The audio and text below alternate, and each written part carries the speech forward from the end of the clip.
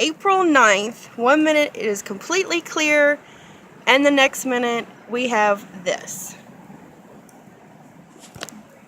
Big snowflakes. Well, not big, but blizzard-like.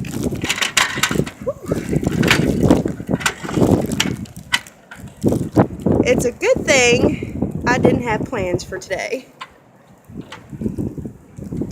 This is accumulation in about 2 minutes.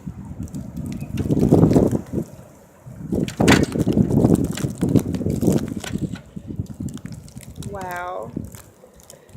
And the weather forecast today was 20% chance of flurries. I think we got that. And then some.